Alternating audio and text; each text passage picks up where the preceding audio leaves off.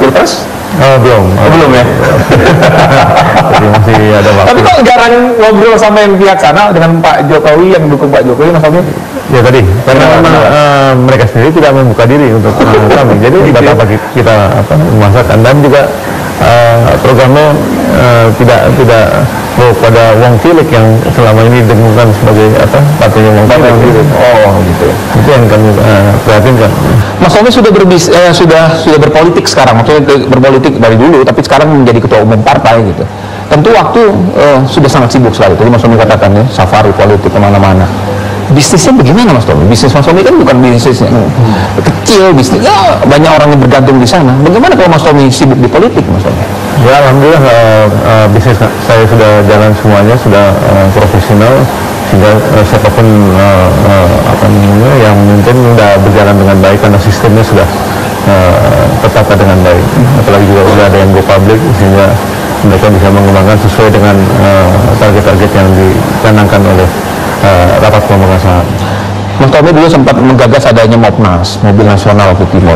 Sekarang ke depan bagaimana Mas? Apakah Mas Tommy masih berkeinginan atau masih mencanangkan atau memimpikan adanya mobil nasional?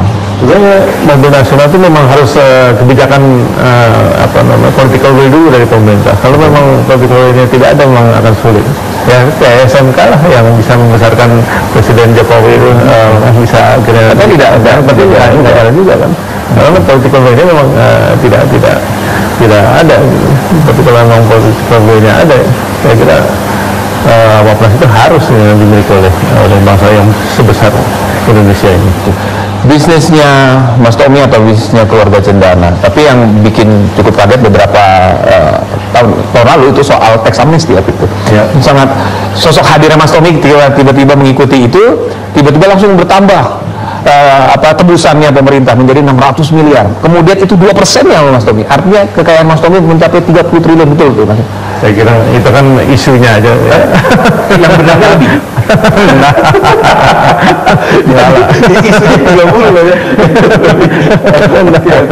Mas Tommy, soal kalau bisnis, Mas Tommy juga sempat mobil Lamborghini. Bagi mobil sport. Gimana Mas Tommy? Untuk bisnis sekarang saat ini di Indonesia, kan kalau kita lihat mobil terkeluaran terbaru, mobil harga berapapun di Indonesia dibeli.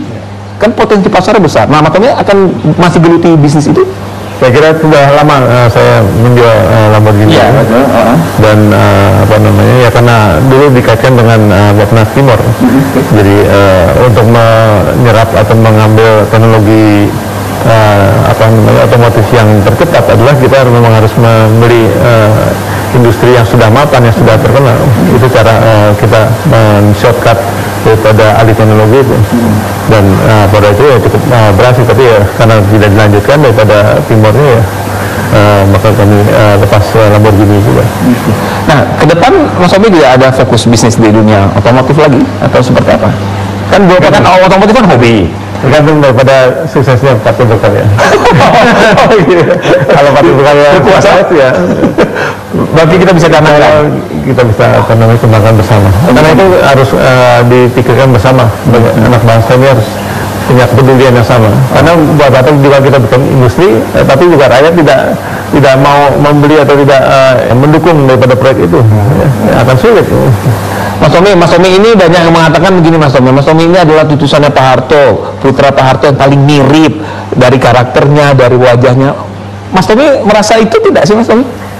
Saya kira tidak sepenuhnya.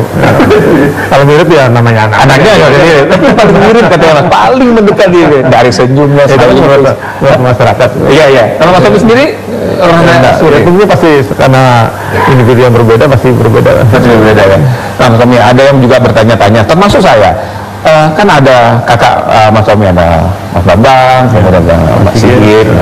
Tapi kemudian yang akhirnya menjalankan atau mendirikan terjun ke politik itu Mas Tommy. Ya, mungkin karena mereka sudah tua, karena jarak umurnya cukup jauh kami. Jadi mereka sudah di atas 60 semuanya. Jadi lebih memikirkan untuk hidup yang lebih sosial dan religi. Ya. Biasanya gitu. Belum diri. Mas, kita bicara soal peternakan tapos itu masih Mas? Mana? Dikelola oleh keluarga? Ya, masih kan itu sebetulnya. Ya. Karena saya ingat dulu Mas, setiap hari, hampirlah tiap hari dulu Pak Harto di tapos itu tiap weekend lah, atau cuma sapi-sapinya gitu. Nah ini masih sapi perah di sana. Sapi perah ya? Kalau untuk sapi potongnya, untuk apa namanya, Idul Adha saja. Jadi bukan untuk dikomersilkan. Oh, tidak komersil ya, untuk Idul Adha ya. Tapi juga kalau ada masyarakat peternak yang ingin belajar ke sana, kami juga membuka diri untuk bagaimana pengemukan maupun apa namanya, memberikan pakan yang tepat untuk sapi-sapi itu.